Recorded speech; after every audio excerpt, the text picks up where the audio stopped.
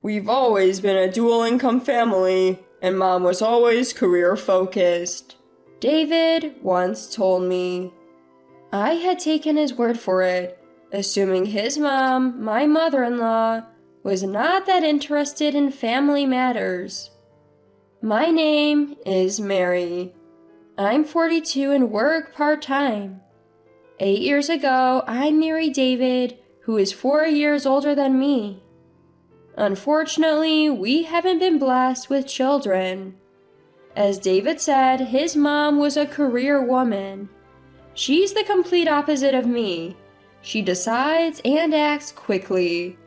I'm the type who's often described as laid back, and I've always admired how efficiently she operates. At first, I thought she might be intimidating, but once we talked, I realized she might be tough in speech, but she's caring and always makes sound judgments. I've come to love her. My own mom passed away, so mother-in-law has always been my go-to person for advice. But David isn't fond of his strict mom and often clashes with her. Apparently, this has been a long-standing issue. He holds grudges about things she said or did that he didn't like. Listening to both sides, I believe mother-in-law is doing nothing wrong, but David seems to think as the eldest son, he should get special treatment. Yet mother-in-law treats David and his sister Betty the same way. She's fair to everyone. Betty appears to adore mother-in-law, so I think David is just being difficult. 2 years ago, mother-in-law retired. That year, my father-in-law passed away, and she seemed to lose her zest for life all at once. I want to travel with my husband after I retire, she used to say. That dream never came true. Our life started to change dramatically after that. Something's off with Mom lately, David mentioned. When I visited my in-laws, even I noticed that mother-in-law was not her usual self.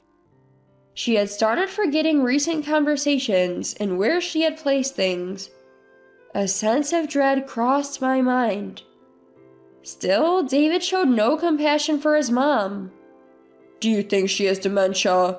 Well, if that's the case, let's just put her in a facility. She had a job, she'll have money for it, he coldly said. I couldn't hold back my anger. She's your mother, can't you be more considerate?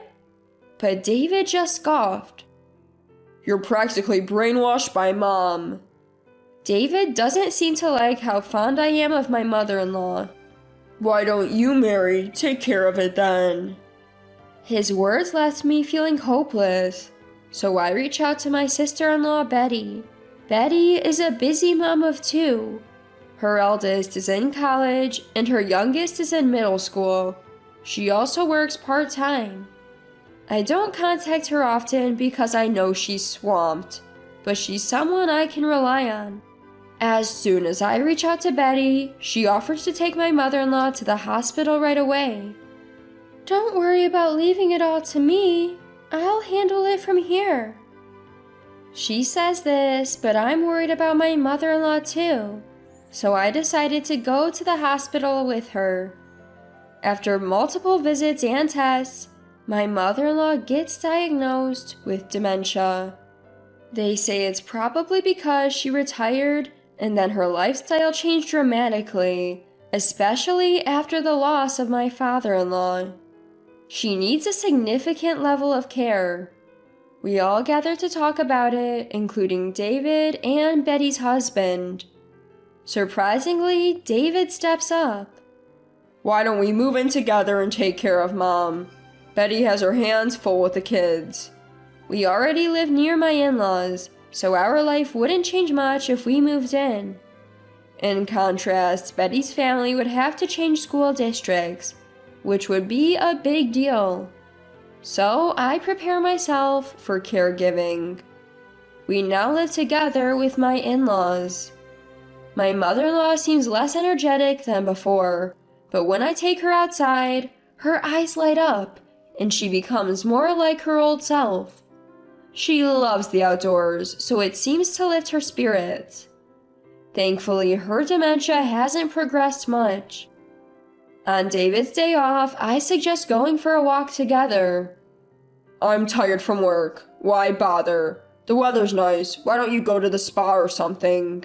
David had said he would help, but in reality, I'm the one doing all the caregiving. What does he think he's doing?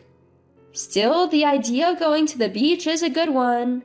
I'll look for a place we can visit for the day.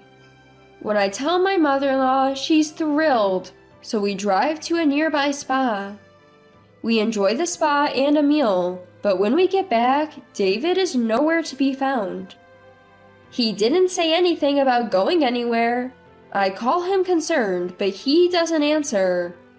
Instead, I get a text message. He says he'll be late because he's out drinking with friends. I had a bad feeling. Growing impatient with David's late return, I was about to go to bed when I heard a car pull up outside. Carefully peeking out of the upstairs window, I saw David getting out of an unfamiliar car. Quickly, I captured the moment with my phone's camera. It was too far to see clearly, but it seems like a woman was in the driver's seat. I couldn't really tell what was going on, but from that day, I decided to keep a close eye on David's activities. 3 months had passed since then. My mother-in-law's condition seemed a bit better than before. The doctor suggested that taking her outside and brain exercises might be helping her, yet they stressed that we needed to keep it up, as she wouldn't completely recover. Things had changed a bit since then. I started teaching her a bit of piano, and she began attending day services. She even made some new friends of her age, which seemed to be a good influence on her. Actually, when I first proposed the idea of her attending day services, David said something unbelievable. He was the one initially talking about putting her in a facility, but when it came to using day services, he said, "That will reduce our inheritance. Why can't you just take care of her at home, Mary?" David strongly opposed the idea, calling it a waste of money. But Betty retorted, "Well then, David, why don't you take care of Mom for a day? Give Mary a break." We finally managed to get her into day services. Betty not only comes to pick up my mother-in-law for her hospital visits, but also visits us with her kids. She even brings gifts and meals for me. I'd love to have her energy. She's truly her mother's daughter. While my mother-in-law and Betty have a great relationship, David seems to be bothered by it. Lately, he's been coming home late and even working on weekends. I tried to engage him in conversation about our day and ask him about his work to make him feel included at home. Despite this, he said condescendingly, "You wouldn't understand if I talked about work, right, Mary?" So, what am I supposed to do then? However, one day, my concerns suddenly became irrelevant. What's with the luggage? Seeing David with a suitcase as he was about to leave in the morning, I couldn't help but ask. "Oh, I've got a business trip starting tonight. Lasts through the weekend. Got told out of the blue yesterday. It's really a hassle." With those words, what could I do but agree? Still, even as David says he's annoyed, he seems somewhat fidgety and happy. "How far are you going?" Where was it again? I was just told yesterday. I have to head to the office." David avoids my eyes as he speaks. "All right, take care then." I rush David out the door as we're running out of time and close the front door. Just as I start feeling suspicious, my mother-in-law calls out to me. "Good morning, Mary. About this." Wait, isn't this from the day spa we went to together? What mother-in-law is holding is a partially cut out flyer from that spa. I think it's something we both received and then discarded because we didn't need it. Upon closer look, it's a clipped coupon. Mother-in-law and I exchange glances. Mother-in-law goes back to her room and shows me her diary. Ever since being diagnosed with dementia, she says she started keeping a journal. In it, there are entries that express suspicions about David's infidelity. Mother-in-law apologizes to me. "I'm sorry for not saying anything. I couldn't tell whether what's written here is true. And before I knew it, it's come to this." I'm at a loss for words for a moment. The next words that come out are simply, "I see." Mother-in-law's face looks like she's about to cry. That's when I put on a smile. "Thank you. Now I can be sure." Mother-in-law's expression changes completely. I tell her that I, too, had suspicions about David's fidelity, but couldn't bring it up for fear of making her sad. Today, Mother-in-law seems to be in good spirits, almost as if she doesn't suffer from dementia. I'm now certain about David's infidelity, but want proper evidence. When Mother-in-law asks what I want to do, I am able to clearly say that I want a divorce.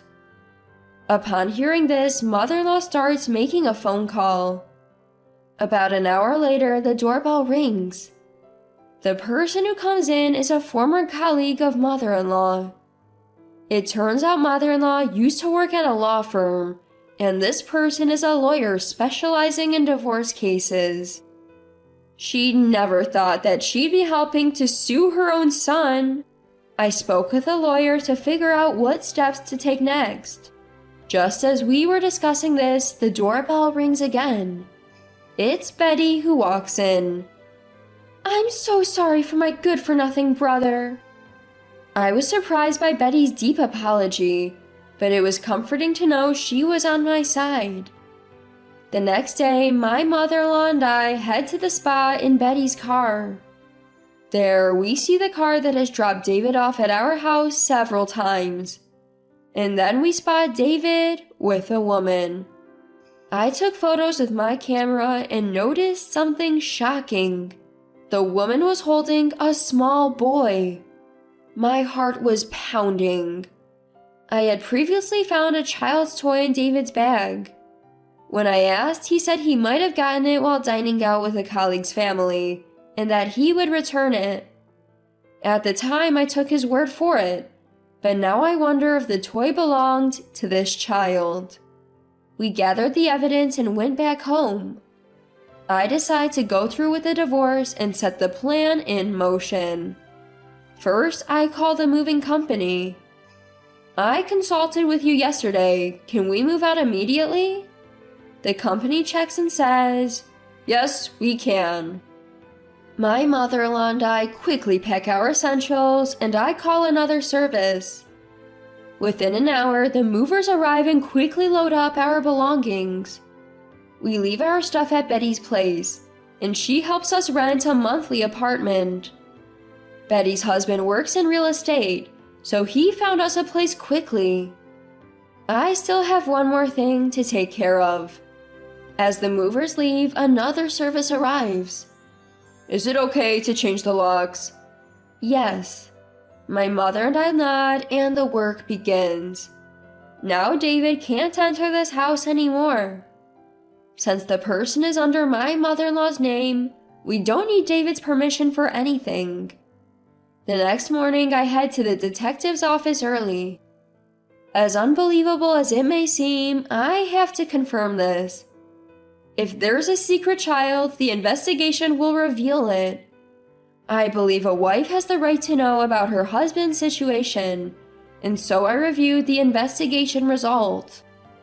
Of course, just as I suspected. I was shocked. My husband David had a secret child. The child I saw yesterday must be David's. Cheating on me, having a child, and secretly acknowledging paternity? That's despicable. I'm done having feelings for David. I'm going to get him back good. That night, I received a call from David. "Hey, I can't unlock the door. What's going on? Open the door, will ya?" What? I changed the locks, so obviously your keys won't work. You changed the locks? Why? You don't live here anymore. Also, we've moved. What? David's voice was panicky. I couldn't help but smile, imagining his confused face. You leave your dementia-stricken mother with your wife and cheat on her? Even have a kid? Then lie about going on a business trip when you're actually at a spa? And choose a hotel that your wife and mother have stayed at? What's wrong with you? Did you see a coupon for it at home? Using coupons that your wife saved to take your mistress on a trip? That's unthinkable. David was trying to say something, but he was too flustered to speak. You really thought I had no clue, huh? You should have divorced me when you had the kid. Oh, but I guess you can't because then you'd have to deal with your mom's care. Finally, David managed to utter some words. No, that's not it.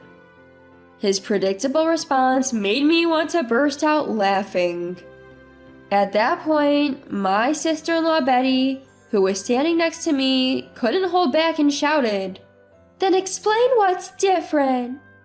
David was surprised to hear Betty's voice. I pretended to be clueless and said, "Oh, I have you on speakerphone, so everyone can hear this conversation." Betty, my mother-in-law, and even my lawyer were present. What are you doing?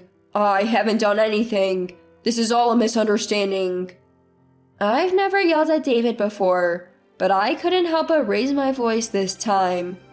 This is no misunderstanding, don't you get it? You're insulting not just me, but your mistress and even your own child.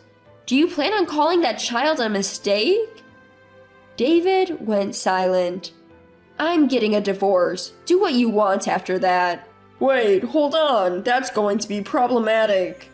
What do you mean problematic? I'm the one who's in a bind here. Because the thing about Mom is... Mother-in-law shouted. You think you can just dump your own mother's care onto your divorced wife? Apologize to Mary right now and show some sincerity. Don't worry, I won't rely on you or your mistress. Instead, you can kiss your inheritance goodbye. David falls silent. I finally speak up. I've known about your affair for a while, but I couldn't bring it up because of mother-in-law. With her and sister-in-law's support, I've decided to divorce you. You turned out to be a terrible husband, but I'm grateful I got to be with the best mother-in-law and sister-in-law. Hanging up, mother-in-law breaks into tears. Days later, David and I officially divorce. We seek damages from David and his mistress through our lawyer. David has become uncomfortable at his job since we sent the documents there, but he can't quit because he needs to provide child support and living expenses. Thanks to his unwarranted actions, the alimony increased significantly, and I was able to secure a considerable amount. Mother-in-law decides to gift us assets while she's still alive as an apology for the trouble she caused, instructing Betty to use the rest for hospital and care facility fees. Betty's eldest son has gotten a job and moved out, so mother-in-law is living with Betty. I've bought an apartment nearby and continue to maintain a good relationship with mother-in-law and Betty's family. And at mother-in-law's suggestion, I've become a certified music therapist, providing piano performances and guidance at day services, leading